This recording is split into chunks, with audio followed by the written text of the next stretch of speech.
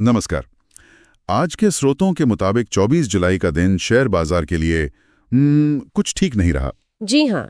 Sensex 540 अंक से ज्यादा नीचे गिरा और निफ्टी भी, वो भी 157 अंक गिरकर 25,062 पर बंद हुआ। काफी गिरावट है ये तो। हाँ, तो चलिए इस उथल पुथल को थोड़ा और समझते हैं। जो सबसे बड़ी बात निकल कर आ रही है वो है आईटी और एफएमसीजी शेयरों में जोरदार बिकवाली। बिल्कुल।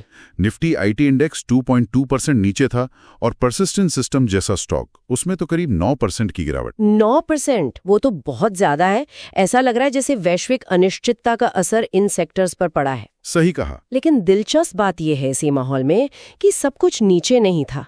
कुछ सेक्टर्स थे जहां चमक थी। अच्छा, कौन से? पीएसयू बैंक और ऑटो शेयर, इनमें अच्छी तेजी दिखी। जैसे केनारा बैंक का शेयर, वो 5% ऊपर चला गया। ओह, 5%? जी। और टाटा मोटर्स और डॉक्टर रेड्डीज में भी मजबूती बनी रही। तो ये थोड़ा दिलचस्प है क्योंकि ये शायद दिखाता है कि मतलब घरेलू संस्थागत निवेशकों का भरोसा शायद अभी भी बना हुआ है। हाँ, डीआईआईज का भरोसा। और मुमकिन है सरकारी प्रोजेक्ट्स वगैरह का असर पीएसयू बैंकों पर दिख रहा हो। ये हो सकता है। बाजार में यही होता है, कहीं गिरावट तो कहीं उम्मीद। बिल्कुल। अच्छा, स्रोत पहली तिमाही मतलब Q1 नतीजों पर भी काफी बात कर रहे हैं। हाँ, वो अहम है। और कुछ कंपनियों ने तो वाकई बहुत अच्छा प्रदर्शन किया है। जैसे बजाज फाइनेंस, उनका लाभ 22% बढ़ा है। 22%? बढ़िया है। कैनरा बैंक का सालाना मुनाफा भी 22% ऊपर। करूर वैश्य बैंक ने तो बोनस शेयर की घोषणा कर दी। अच्छा, बोनस शेयर? हाँ। और फोर्स मोटर्स 53% मुनाफा। सिंजन का तो 59% लाभ बढ़ा है। वाह, 59%? ये तो गिरावट के माहौल में काफी मजबूत आंकड़े हैं। बिल्कुल। ये दिखाते हैं कि कुछ कंपनियों की बुनियाद मजबूत है, बाजार की उठापटक के बावजूद। और हाँ, हिंदाल्को की भी बात है, उसमें तकनीकी ब्रेकआउट के बाद तेजी दिख रही है। जी, हिंदाल्को का ब्रेकआउट भी महत्वपूर्ण है।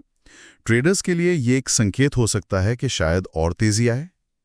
वैसे ये भी सच है कि वैश्विक व्यापार और नीतियों को लेकर चिंताएं तो हैं ही। हाँ, वो तो है। पर साथ ही वो यूके भारत एफटीए वाली बात भी चल रही है। अगर वो होता है तो निर्यात करने वाली कंपनियों को फायदा मिल सकता है। हाँ, भविष्य में उससे मदद मिल सकती है।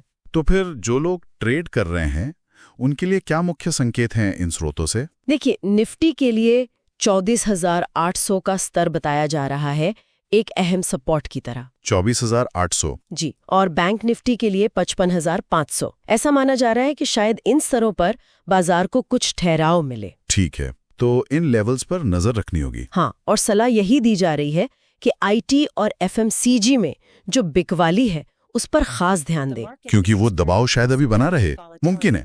लेकिन दूसरी तरफ पीएसयू बैंकों में जो मजबूती दिखी है उसको देखते हुए कुछ लोग इसे छोटी अवधि के निवेश के लिए एक संभावित क्षेत्र मान रहे हैं। अच्छा, अल्पकालिक निवेश के लिए। जी।